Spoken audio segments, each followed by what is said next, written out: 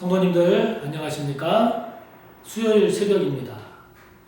오늘 우리가 함께 볼 하나님의 말씀은 신약 337조 디모데전서 1장 1절에서 11절의 말씀입니다. 우리가 요한복음을 8장까지 쭉 이렇게 봐오다가 이제 오늘부터는 디모데전서 그리고 나훔, 구약의 나훔, 그리고 신약의 에베소서 이 순서로 또 진행을 하게 됩니다. 자, 오늘은 디모데전서를 보게 되는데요. 디모데전서 1장 1절에서 11절의 말씀입니다. 봉독하겠습니다.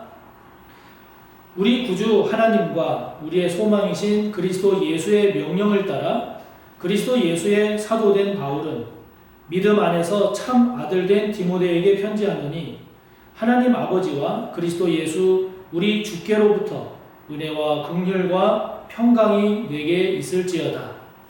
내가 마게도냐로 갈 때에 너를 권하여 에베소에 머물라 한 것은 어떤 사람들을 명하여 다른 교훈을 가르치지 말며 신화와 끝없는 족보에 몰두하지 말게 하려 함이라. 이런 것은 믿음 안에 있는 하나님의 경륜을 이룸보다 도리어 변론을 내는 것이라. 이 교훈의 목적은 청결한 마음과 선한 양심과 거짓이 없는 믿음에서 나오는 사랑이거늘 사람들이 이에서 벗어나 헛된 말에 빠져 율법의 선생이 되려 하나 자기가 말하는 것이나 자기가 확증하는 것도 깨닫지 못하는도다. 그러나 율법은 사람이 그것을 적법하게만 쓰면 선한 것임을 우리는 아노라.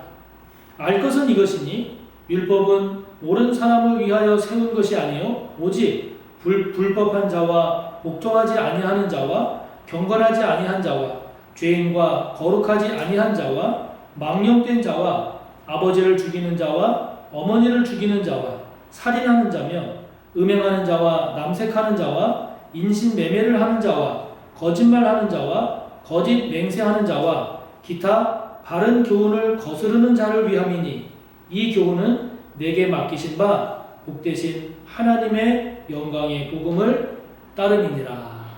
아멘. 오늘부터 우리가 디모데전서를 보게 되는데요. 이 디모데전서는 목회 서신이라고도 이제 불려집니다. 목회자가 된 디모데에게 사도 바울이 보낸 편지인데 그 첫 번째 편지가 디모데전서고 그 후에 두 번째 보낸 편지가 디모데 후서입니다.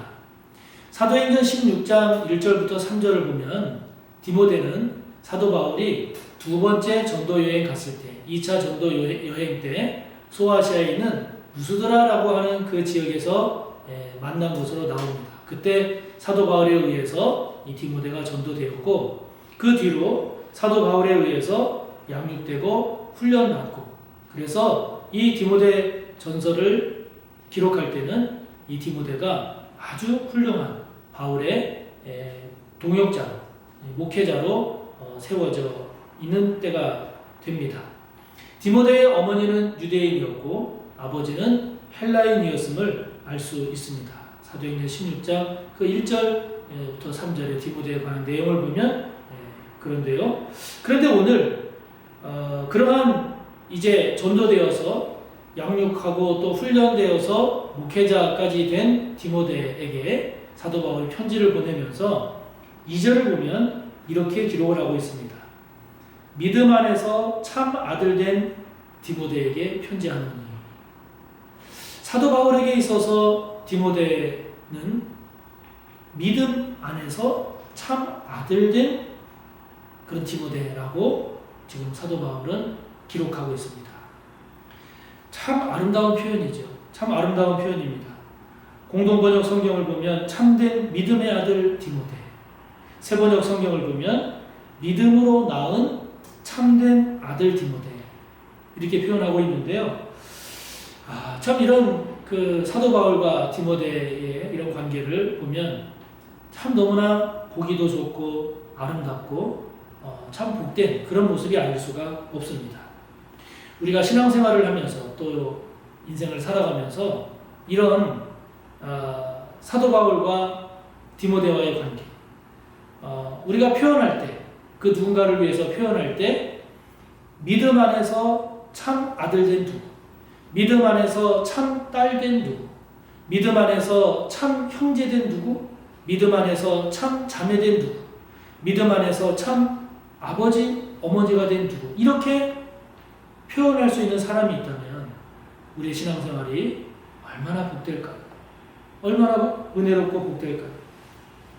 어떤 성도님께서 그런 고백을 하시더라고요. 교회에서 신앙생활을 이제 5년, 10년, 20년, 30년 이렇게 하다 보니 지금은 가족보다도 성도님이 더 귀하다는 생각이 지금은 참 많대요. 어떤 친구보다도 가장 소중하고 귀한 사람이 믿음으로 깊어진 그런 성도와의 관계라고 고백하더라고요. 그것은 제가 들을 때 그냥 단순히 하는 말이 아니라 진짜 그분의 진정성 있는 고백임을 느낄 수 있었는데요. 가족보다 친구보다 더 깊은 관계, 더 사랑하는 그런 관계가 된 그런 믿음의 관계가 되면 얼마나 좋을까 하는 것이죠. 자, 여러분에게는 이처럼 믿음 안에서 만난 참 아들이 있는지, 믿음 안에서 만난 참 딸, 또는 형제, 자매, 또는 믿음의 선배, 후배, 동역자, 어르신 있는지. 만약에 없다면 그런 관계를 꼭 맺어보시기를 바라고, 없다면 그런 관계가 참으로 복되고 복되니 저와 여러분이 먼저 그럴 만한 사람이 되기를 바라고, 지금 사도 바울이 디모데를 향해서 표현한 것처럼 믿음 안에서 참된 아들 디모데라고 표현했듯이 저와 여러분도 그렇게 표현할 수 있는 그런 믿음의 사람을 꼭 만나시고 또 그런 관계가 많아지는 저와 여러분이 꼭 되시기를 바랍니다. 그러면서 사도 바울은 디모데에게 무엇을 위해서 사역을 하고 어떻게 사역하고 충성, 봉사, 헌신해야 하는지를 가르쳐주고 있습니다. 사도 바울은 디모데를 향해서 다른 교훈 가르치지 말아라. 신하와 끝없는 족보에 몰두하지 말아라. 그렇게 권면합니다. 왜냐하면 그것은 4절의 맨 뒤를 보면 도리어 변론을 내는 것이기 때문이다. 그럽니다. 좀 더 이 표현을 리얼하게 표현하자면 그렇게 하는 것은, 즉 다른 교훈을 말하거나 즉 복음이 아닌 다른 복음을 말하거나 신하와 끝없는 족보에 몰두하게 되면 쓸데없는 논쟁에 떨어지고 말기 때문이다. 이런 거죠. 이 당시에 가장 문제가 됐던 것이 이른바 영지주의에 관련된 사람들이었는데, 이 사람들이 십자가와 부활로 이야기되는 복음 외에 자꾸 다른 것을 말한단 말이에요. 그걸 가지고 막 끊임없이 논쟁을 일으켜요. 뿐만 아니라 이 영지주의 사람들은 그 모든 것들을 신들의 이름으로 이야기하면서 그 신들의 그 무수한 족보들을 가지고 이러쿵저러쿵 얘기를 하는 거예요.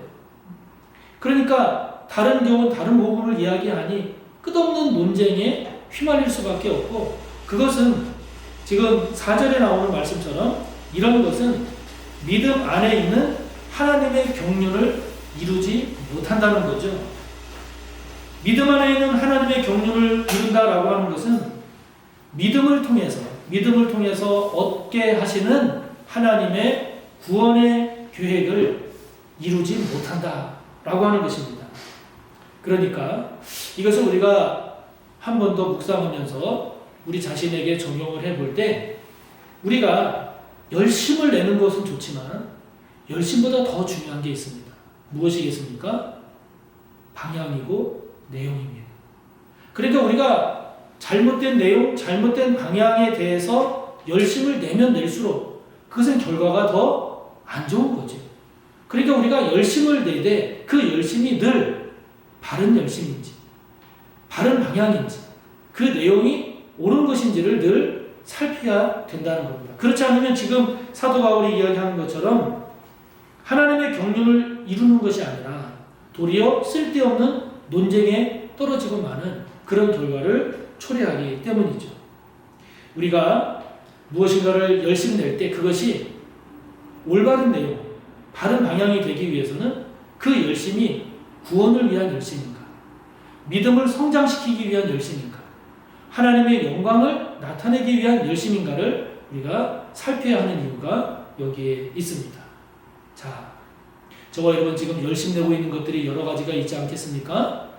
그 내고 있는 열심 중에 다시 한번 이 말씀에 비추어 다시 한번 돌아볼 때 쓸데없는 것은 없는지, 그렇게 열심을 내면 낼수록 안 좋은 결과를 나오게 하거나, 그렇게 열심을 내면 내는 그 열심을 내고자 하는 그 의도와 목적이 선하지 않는다라고 하면 그것은 우리가 열심을 내는 것만큼 죄된 것이고 불행을 초래하는 것 아니겠습니까?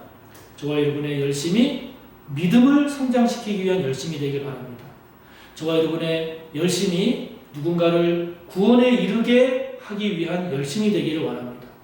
저와 여러분의 열심이 하나님의 마음을 흐뭇하게 해드리는 그런 열심이 꼭 되었으면 좋겠습니다. 그러면서 사도 바울은 바른 교훈이 무엇인지를 확실하게 알아라 라고 권면합니다. 바른 교훈을 확실하게 알으라고 권면을 하고 있는데, 거기 구절을 보면 이렇게 이야기합니다. 알 것은 이것이니 율법은 옳은 사람을 위하여 세운 것이 아니요, 그러면서 여러 사례들을 이야기를 합니다. 그래서 이 율법에 얽매인 사람들, 그리고 율법을 쫓는 사람들은 이러이러한 사람들인데, 이러이러한 사람들은 바로 바른 교훈을 거스르는 자를 위한 거다. 다시 말하면 바른 교훈을 알면 이 율법에 하나하나 얽매여서 율법에 갇히거나 또는 잘못된 교훈을 따르지 않는 그런 올바른 삶이 될 수 있는데, 그 바른 교훈이 뭐냐? 그러면서 이어지는 11절의 그 내용을 말씀합니다. 바른 교훈, 즉 이 교훈은 내게 맡기신 바 복되신 하나님의 영광의 복음을 따르니라. 다시 말하면 바른 교훈은 뭐냐? 복음이 바른 교훈인데 그 복음에 기초한 교훈이 바른 교훈이다라고 하는 겁니다. 그러면 여러분, 그 복음이라고 하는 게 뭐겠습니까?